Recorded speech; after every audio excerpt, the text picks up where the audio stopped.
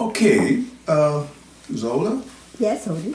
here we are back again into Kwanzaa for Conrad. Kwanzaa for Conrad. Okay, are you going to, you planning to read the whole book? No, or- I'm not going to read the whole book. Oh, I'm not okay. going to read the whole book, but I think I have some stories in here that are interesting enough to entice people to buy the whole book, and then they can read the whole book. I'm just Oh. reading 2 or 3 stories out of it, so it's a pretty thick book. Okay, is So- that your writing or is it Conrad's writing? This is my writing, but Conrad is writing through me, Oh, I and see. he sometimes has taken hold of me in ways that I would like to talk about. Okay. I'd like to say a couple of words, if I haven't already, about the making of this book. Mhm. As you know, we had an idea some time ago about doing something to help people who are less fortunate. Yes. So,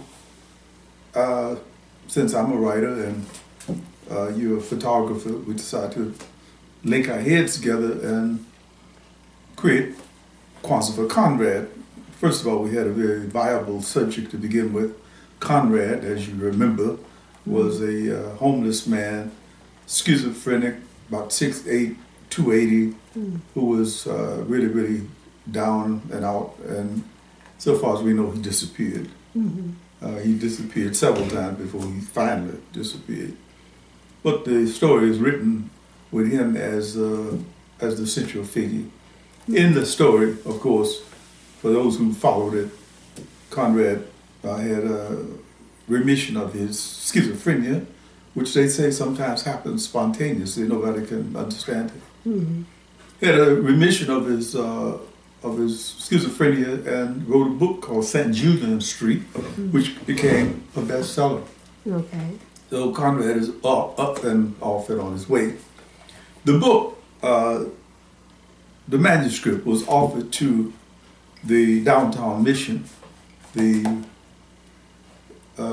Friendly Lights Mission. What do they call it? Downtown.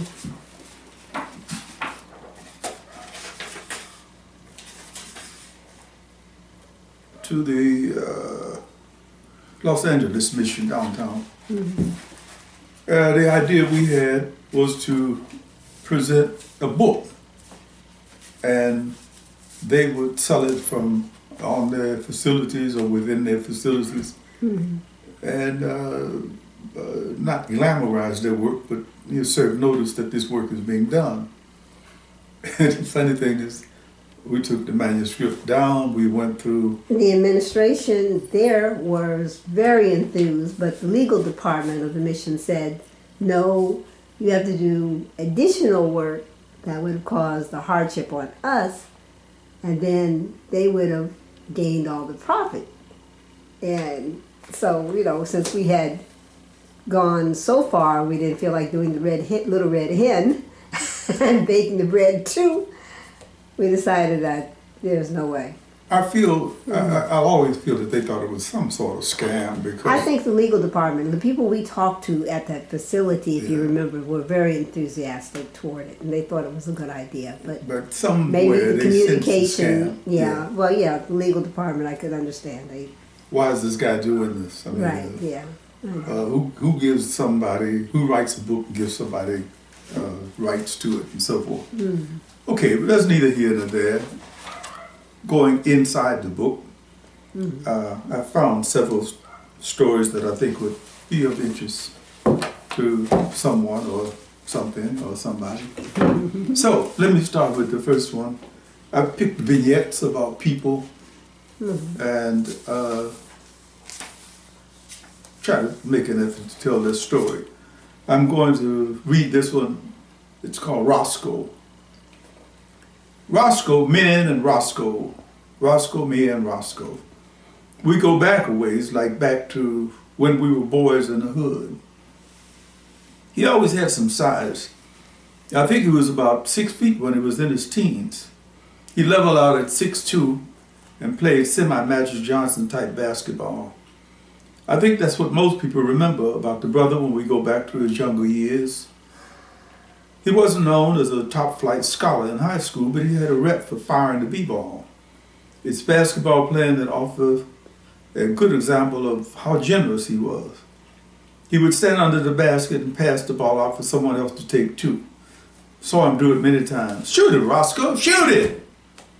Sometimes he would, but more often than not, he passed it off. It's called being unselfish.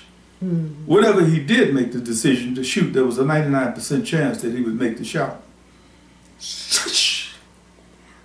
Different kind of brother for our neck of the woods in many ways. When we were 18 years old, hormones kicking into high gear, chasing everything that resembled a female, Roscoe had a job. His job as a waiter in a posh hotel in Evanston kept his pockets full. He copped the pretty cashmere sweaters, the argyle socks, the oxblood colored shoes, and all the rest, but he also took us, his friends, to dinner a lot. I remember being treated to dinner in the Royal Canton Cafe on 43rd Street. This is in Chicago. A few hundred yards west of South Parkway, now known as Martin Luther King Drive, Martin Luther King Jr. Boulevard, excuse me. Willie, the Toad, Tobias, Bernard, Tank Kelly, me. Go ahead, order what you want, I got it. Imagine being given the privilege of ordering all the Chinese food you thought you could eat after having spent the whole week involuntarily fasting, or almost fasting, on beans, cornbread, and water. It would be impossible to critique the Royal Canton from across the span of these years. Was it a good Cantonese restaurant? Who can say? It was certainly owned by Chinese, and for $5 you can get so much food that you would stagger out of the place. We staggered out many evenings, loaded on egg foo young, shrimp fried rice, sweet and sour this and that, chop suey, chow mein, chicken. We were years away from knowing the difference between authentic Chinese food and Chinese food that was designed to appeal to our ghetto taste buds. It seems that the most important thing about eating this food is that you would eat enough to make you stagger and not be hungry for a couple hours. I think we put a hurting on them tonight, didn't we? I'm sure we must have said, thanks for the meal, Roscoe, but I doubt it. And if one of us had remembered to be that civilized, he would have brushed the appreciation away with an impatient flick of his wrist.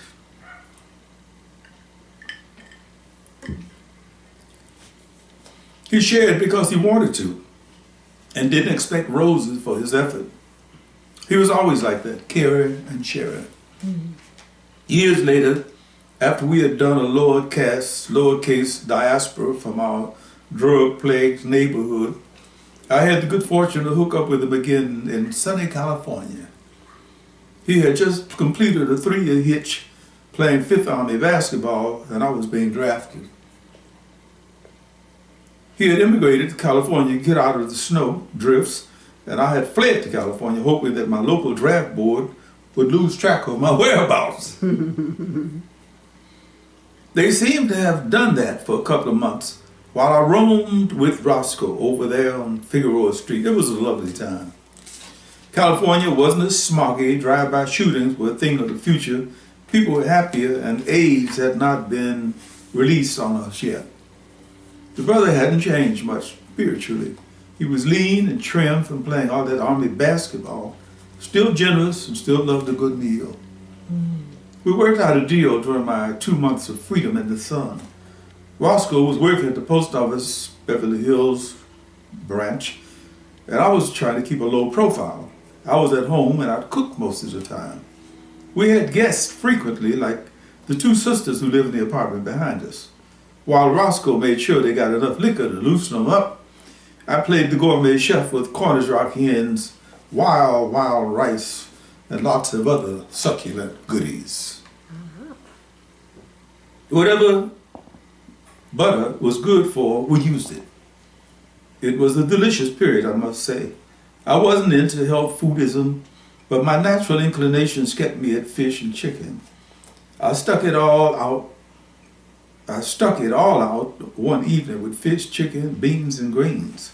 I used black walnut ice cream to cover up for my flight into steaming and frying. I don't really think Roscoe was too put out by the clashing of the meats he was into overview. Damn, I never had steamed fish and fried chicken on the same plate. I kind of like that.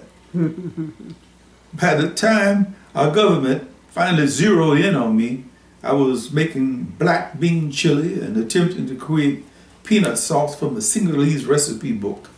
In other words, I had discovered what patience and fresh ingredients could do to your palate. Too late. I had to put all of the developments on hold while I struggled with shit on a shingle, cream beef on toast. Not bad, but you know. And patty cakes, heavy dough biscuits. One must be fair, however, and say the truth. You may not be fed well in the United States Army, but you will be well fed. The glance of something that I had been edging up on during my hideout period with Roscoe in California surfaced in the middle of the Army. I found jogging on the physical education track more satisfying than the potato-ridden evening meal. It took about 6 months of this evening meal avoidance jogging for me to realize how good I felt. It happened when I was jogging around the track one evening. I had avoided the evening meal. Every meal is called chow. Are you going to chow? And I was doing a medium clip wolf trot around the track. I checked out the soldiers exiting the chow hall and kept jogging. Only thing is that my jogging was more like running now. I wouldn't put the brakes on my baseball spikes, my jogging shoes. An hour later, the lights on the baseball field, a half block to my left, were turned on for the evening after chow baseball game. I ran through the bright shadows of the 1,000,000-watt baseball field lights, casually checking out the action. How big was the track? I don't know, maybe 8 circuits in the half mile, something like that. It didn't matter at all. I just kept running round and round. The baseball game ended. I don't know how many innings they played or who won. When the lights were turned off, I kept on running. I felt euphoric. The night in Georgia was giving it up to me. The magnolia, wisteria, incense aromas that were naturally a part of that place. The night air spurred my running. It wasn't oppressive daytime humid or midnight cool. This was just right. I think I ran myself into perfect condition that night, racing myself into the scented breezes. Too bad I didn't have somebody to run beside me or to fight with. I would have enjoyed doing both things equally much. When it ended, it wasn't because I was tired. I simply stopped and strolled into the barracks for a shower and that too quick sleep that signaled a new day in the Army. My friend Mac leaned up on his elbow and said, "Damn, motherfucker, you know you've been running out there for 5 hours?" I didn't know what to say. I hadn't planned to run for 5 hours. I had just planned to jog through the evening meal period. Chow. I settled back on my bunk. I felt good. I was glowing with good vibes. I looked to my left and to my right at the men who were literally in a comatose state from the steak and taters and cobbler they had gobbled that evening. Plus a visit to the PX for cokes, shakes, and near beer. Mac's eyes were walled back in his head from overindulgence. I laced my hands behind my head and stared up at the ceiling. I felt wise. My wisdom stemmed from stumbling across the knowledge that it might be possible to run all night if you didn't eat too much. I kept it to myself and continued sipping Jack Daniels with my friends. Mm-hmm.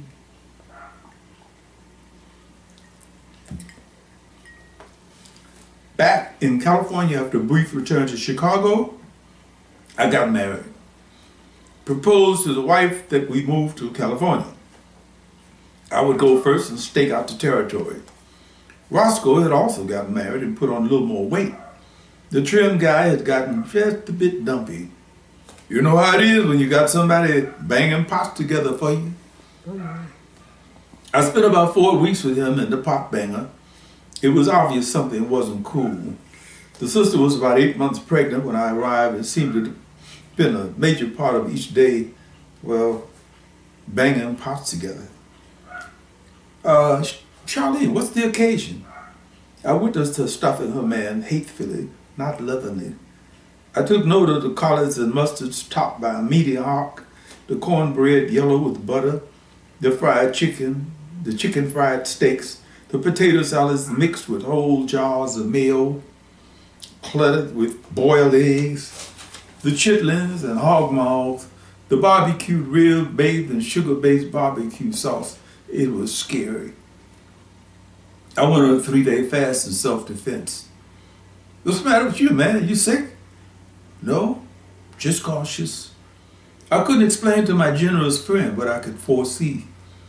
And it did come to pass. After the peach cobbler, bread pudding, apple pies, cakes, smoked ham hocks, fried steaks, hot butter biscuits, the roast, the sauce meat, and chitlins, they had a bitter mean divorce. It meant to me that Brother Roscoe had saved his life. But that wasn't what happened. Brother Roscoe had parted with the pot banger and started banging the pot together himself. It went on for years. I'd trip off somewhere, and when I got back, I'd gotten a divorce myself, somewhere along the way. When I got back, Roscoe would be a few pounds heavier. I didn't know what to say to him. Was I willing to take the burden on my head for saying, hey man, you're killing yourself with food? It became clear to me how some people allowed loved ones to eat themselves up to the sumo level without being able to say, hey man, you're killing yourself with food. It's really hard to bring yourself to that point. I took the first timid step a couple of times and got as far as, hey man. I felt guilty watching them eat the turkeys and ducks and fried steaks and peas and cakes, and I tripped away again. Was I fleeing from a moral responsibility? A year later, I returned to the scene and tripped over to check the brother out. I did a double take, strolling into his living room where he sat watching a championship basketball game. Roscoe? Oh my God, what happened? I wanted to run over and throw my arms around him. He appeared slim enough for me to do that. Roscoe, wow, what kind of diet did you go on? It was a serious one, I can tell you that, he said without cracking a smile. Then he laid the heavy doodle eater's horror story out in front of me. I almost died. When you reach the point where you can't hardly breathe, you're in serious trouble. High blood pressure, the residual payoff for years of high doses of Morton's. When it rains, it pours. Grease built up in the lower extremity so bad I couldn't bend my legs. Obesity, a strain on the heart, walking pneumonia, the kind of related stuff that comes with a certain age and too much weight on the organs. Yeah, at home, I always cash my chips in. What now? What now? Rabbit food. Wow. Pasta without the meatballs and the meat sauce. Life. That's what. I heard the message, it came in loud and clear. It said, change. And that's exactly what I'm doing. I didn't cry until I was miles away from this place. And the tears were not sad tears. I like to think they were grateful tears for my friend's life that he had survived. Wow. Okay, I'm going to end this with a neighborhood. There's a neighborhood in Osu. There's a neighborhood called Osu in Accra, Ghana. Ghana, for those who've been there, this is already no news. The city is divided into districts. Osu, Labone, Labadi, near the ocean, Adabraka, Kanda. And so you go to different districts. Osu became famous a long time ago because it seems that if you tell somebody something at Osu, it'll be known everywhere else in the city within an hour, or vice versa. Very fun place to stay. I lived there for 3 years. Osu. The thing you remember about Osu is that it's in Accra, Ghana, West Africa. That wraps a context around it in a way that shouldn't happen anywhere else in the world. I spent a year roaming the cratered roads of Osu once upon a time, 1992, 1995, and took away a memory bank that I can draw from whenever I feel lonely or sad or broke. Osu, like Labone, like Labadi. Labadi means the bad one, and in a PR attempt to sanitize the place, they changed it from Labadi to La. So, I don't think people think any differently about it anyway. Anyway, here are the names again. Osu, like Labone, Labadi, Adabraka, Kanda, Nima, is a district in Accra. The people who live there can tell you precisely where the borders are. What makes these dusty roads that have bomb craters stagger through the many different from the other cratered streets in Accra? Perhaps it has something to do with the people. There are no strangers in Osu. If you're seen more than once, someone has a clue as to what you're about. If you decide to take a stand there, your wife will be cracked like a coal. I meant to say your life. Naughty. But your wife could be too. No. The citizens of Osu seem to be able to exchange information about strangers by telepathy. It may have something to do with Ga, this small, complex language the majority of people speak. As someone explained to me, Ga is a perfect language to talk about people in. The Osu people are friendly. Yes, it's an overworked adjective that's been applied to many groups of indigenous people, but in this instance, I think its usage is justified. The friendliness is not intrusive or ebullient. People do not come to you and wish you welcome to Osu, none of that kind of stuff. This is a more genuine thing. It's something you feel rather than experience. How's it done? Well, it's done without overt signs, without welcoming banners stretched across the street, but by way of a discreet smile at the corner of the mouth, or by a child dragging his homemade car near your feet. It is done by people knowing your business, but minding their own business. Mm-hmm. The friendliness is coupled to the dangers connected to life in Osu. The dangers are more environmental than personal. You can get run over by a car quite easily because pedestrians and vehicles share the same space. The cars driven by everyday citizens who would offer you profuse apologies if they bumped into you on the streets become vicious, side-swiping cripplers the minute they jump into their cars. I think that's kind of a phenomenon in a whole bunch of places. Yeah. I was never bold enough to ask, but I'm sure a number of crippled people in Osu can trace their injuries back to the encounters with cars. There are also open drains on the sides of the road, streets. Some of them are quite deep and offer the immediate possibility of breaking your legs up to the chin or being stuck in the muck. The secondary possibility of injury from the drains comes from the hordes of mosquitoes that breed there. Malaria is not a romantic affliction, but something that comes out of the drains. Finally, on the danger from the environmental level, we have the bomb craters in the roads. Some of the craters are large enough to break truck axles or swallow up small groups of children. Mm. It requires a bold spirit to stroll through the streets at night. Ironically, the dangers inherent to urban life in the industrialized society is non-existent here. No drive-by Uzi shootings, gangs, major tussles over drug turf, outrageous behavior by young old, few streetlights, and women are able to walk through the streets at midday or midnight in complete safety. Let's pray that the influx of violent movies from the West doesn't warp everybody's mind. I think that that may have been the case. It's almost impossible to find a place to live in Osu.